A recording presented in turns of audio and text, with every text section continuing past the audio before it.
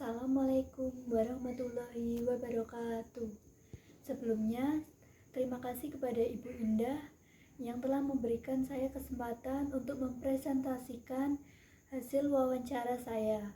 Perkenalkan, nama saya Valentina Diva Webriana dari Prodi S1 Agribisnis dengan NIM 2203125. Saya akan mempresentasikan mengenai ekonomi mikro dengan tema fungsi konsumsi dan fungsi produksi. Dalam tugas kali ini saya mewawancarai sebanyak 5 responden, di antaranya 1 pedagang, 2 ibu rumah tangga, 3 karyawan, 4 guru, 5 mahasiswa. Dengan pertanyaan sebagai berikut. 1. Apakah gaya hidup seseorang mempengaruhi konsumsi? Kedua, apa saja faktor yang diperhatikan konsumen saat membeli sebuah produk? Ketiga, bagaimana pendapat Anda mengenai pernyataan proses produksi dapat mencemari lingkungan? Yang pertama, jawaban dari pedagang. 1. Ya, gaya hidup seseorang mempengaruhi kegiatan konsumsi atau pembelian suatu barang. Yang pertanyaan yang kedua, faktor yang biasa diperhatikan oleh konsumen dalam membeli sesuatu yaitu harga, penghasilan, dan sebagainya.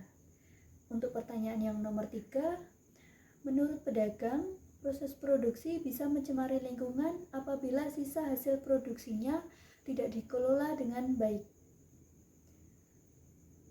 Selanjutnya untuk responden yang kedua, ibu rumah tangga. Jawaban pertanyaannya 1. Ya, gaya hidup manusia bisa mempengaruhi kegiatan konsumsi terhadap barang.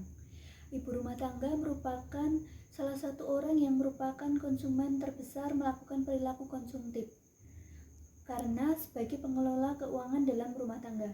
Oleh karena itu, para ibu rumah tangga diharapkan lebih bijak dalam memilih kebutuhan mana yang harus didahulukan dan kebutuhan mana yang harus dikesampingkan.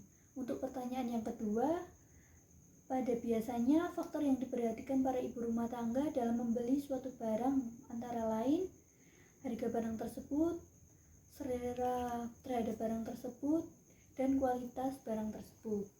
Untuk pertanyaan yang ketiga, menurut ibu rumah tangga, terkadang proses produksi bisa mencemari lingkungan jika sampah sisa produksi tidak dikelola dan diolah sesuai prosedur. Responden selanjutnya yaitu responden yang keempat, mahasiswa. Jawaban dari pertanyaannya, ya, menurut mahasiswa tersebut, gaya hidup seseorang mempengaruhi kegiatan konsumsi. Jika seseorang terbiasa dengan gaya hidup yang tinggi, maka kegiatan konsumsi orang tersebut juga tinggi.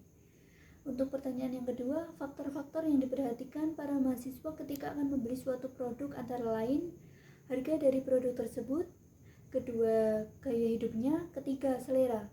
Jika seseorang menyukai suatu barang, maka ia akan senang hati untuk membeli barang tersebut.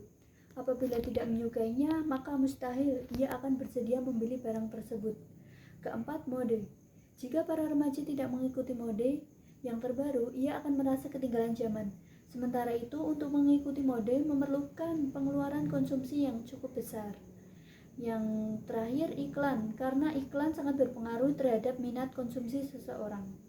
Untuk jawaban yang ketiga, menurut pendapat mahasiswa tersebut, suatu proses produksi menghasilkan sampah atau sisa-sisa hasil produksi yang dapat berdampak pada pencemaran lingkungan apabila tidak dikelola dengan baik dan benar.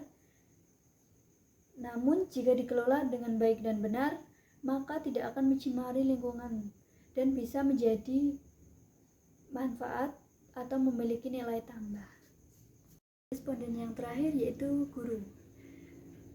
Jawaban dari pertanyaan nomor 1, ya, menurut guru, gaya hidup seseorang dapat memengaruhi tingkat konsumsi seseorang.